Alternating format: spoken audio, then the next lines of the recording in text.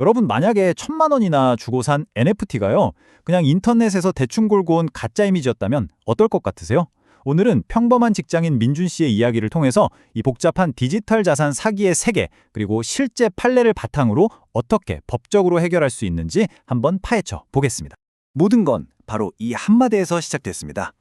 판매자 B씨가 민준 씨한테 조선 사이버 펑크라는 이름부터 뭔가 그럴듯한 NFT 프로젝트를 소개하면서 엄청난 미래 가치를 약속한 거죠. 심지어 이 작품 소유권은 블록체인에 딱 기록돼서 절대 위조가 안 된다. 이렇게 강조까지 했어요. 이 말을 들으니까 민준 씨 마음이 마구 흔들리기 시작했죠. 결국 민준 씨는 정말 큰맘 먹고 모아뒀던 돈으로 무려 1,000만 원어치 NFT를 사게 됩니다. 이걸 보면서 나도 이제 디지털 자산 부자가 되는 건가 꿈에 부풀었죠. 하지만 그 행복은 그리 오래가지 못했습니다.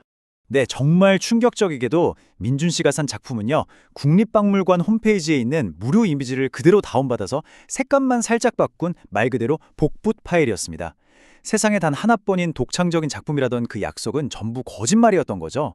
상황은 정말 최악으로 치닫게 됩니다. 판매자는 예술적 허용이다 이런 말도 안 되는 변명을 하다가 그냥 잠수 타버렸고요. 엎친 데 덮친 격으로 남은 자산을 보관하던 거래소까지 해킹을 당한 거예요. 민준 씨는 이건 명백한 사기다 싶어서 법적으로 돈을 되찾기로 결심합니다. 그런데 이 사건을 해결하려면 우리가 꼭 짚고 넘어가야 할 세 가지 중요한 법적 질문이 있습니다. 첫 번째 질문입니다. 아니, 눈에 보이지도 않는 이 디지털 데이터 쪼가리를 과연 법이 재산으로 인정해 줄까요? 이게 진짜 중요하거든요. 두 번째는 이 판매자의 행동이에요. 살짝 수정만 해놓고 이건 완전 새로운 창작물입니다 라고 속여 판 거. 이게 법적으로 사기가 될 수 있을지 따져봐야 합니다. 그리고 마지막으로 거래소 책임 문제입니다. 내 소중한 자산이 해킹으로 순식간에 사라졌을 때 이 플랫폼을 운영한 거래소는 과연 얼마나 책임을 져야 할까요? 자, 그럼 하나씩 파고들어 볼까요? 첫 번째 질문에 대한 법원의 대답은 아주 명확했습니다. 비트코인은 그냥 데이터가 아니라 법적으로 보호받는 재산이 맞다는 겁니다. 자, 여기 이 판결을 한번 보세요. 2018년 수원지방법원의 판결이 아주 결정적이었는데요. 법원이 범죄 수익인 비트코인을 몰수할 수 있다고 판단했어요.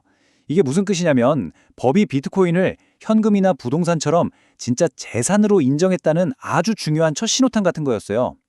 그러니까 민준 씨의 1,000만 원도 법의 보호를 받을 수 있다는 아주 긍정적인 신호인 거죠.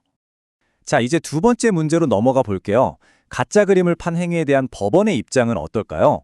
법원은 창작성도 없는 걸 있는 것처럼 속여서 파는 행위는 명백한 불법이라고 보고 있습니다. 바로 이 대법원 판결이 그 점을 명확하게 보여주죠. 그러니까 그냥 색깔 좀 바꾼다고 다 창작물이 되는 건 아니라는 거예요. 저작자의 어떤 정신적인 노력, 그 사람만의 개성이 드러나야 진짜 창작물이라는 거죠. 결국 이런 사실을 싹 숨기고 이거 엄청난 창작물이에요 라고 팔았다면 그건 구매자를 속인 명백한 사기 행위가 될 수 있다는 뜻입니다. 그런데 말이죠. 이 세 번째 문제가 조금 더 복잡합니다. 법원은 거래소가 해킹을 당했다고 해서 무조건 책임을 져야 하는 건 아니라고 봐요. 그러니까 핵심은 이거예요. 바로 입증 책임이 피해자한테 있다는 거. 회사가 보안 의무를 게을리했다는 구체적인 증거를 민준 씨 스스로가 증명해야만 배상을 받을 수 있다는 겁니다. 근데 사실상 일반 사용자가 거대 거래소의 보안 시스템 내부를 들여다보고 허점을 찾아내서 증명한다는 건 거의 불가능에 가깝죠. 바로 이 지점에서 피해자들이 가장 크게 좌절하게 됩니다. 자, 그럼 우리 민준 씨 상황을 한번 정리해 볼까요? 판매자 B 씨에게 사기로 인한 손해배상을 청구하는 건 승소 가능성이 꽤 높습니다. 왜냐하면 비트코인이 재산으로 인정되고 판매자가 속인 행위가 명백하기 때문이죠. 하지만 해킹당한 거래소로부터 돈을 돌려받는 건 회사의 과실을 직접 증명해야 하기 때문에 이건 정말 상당히 불리한 싸움이 될 겁니다. 자, 그럼 제일 중요한 부분입니다. 우리가 이런 피해를 막기 위해 뭘 할 수 있을까요? 이 네 가지 실용적인 방법을 꼭 기억해 두세요. 첫째, 구매 전에 이미지 검색, 이거 필수입니다. 둘째, 가격 보장 같은 달콤한 말에 현혹되지 마시고 약관을 꼭 확인하세요. 셋째, 뭔가 좀 이상하다 싶으면 즉시 모든 대화 내용, 기록을 캡처해야 합니다. 마지막으로 법적 조치가 필요하다면 이 두 가지를 동시에 진행하는 게 좋습니다. 먼저 경찰에 형사고소를 해서 익명의 판매자 신원을 찾아내고 동시에 법원에 민사소송을 걸어서 내 돈을 돌려달라고 요구하는 거죠. 둘 중 하나만 해서는 해결이 정말 어렵습니다. 디지털 자산 시장, 정말 높은 위험과 높은 수익이 공존하는 곳이죠. 하지만 오늘 살펴본 실제 판례들처럼 이런 법적인 안전장치를 미리 알고 준비한다면 위험은 줄이고 투자의 기회는 지킬 수 있습니다. 여러분의 소중한 자산을 지키는 가장 강력한 방패는 결국 다른 누구도 아닌 바로 여러분 자신의 지식과 신중함이라는 점 꼭 기억해 주셨으면 좋겠습니다.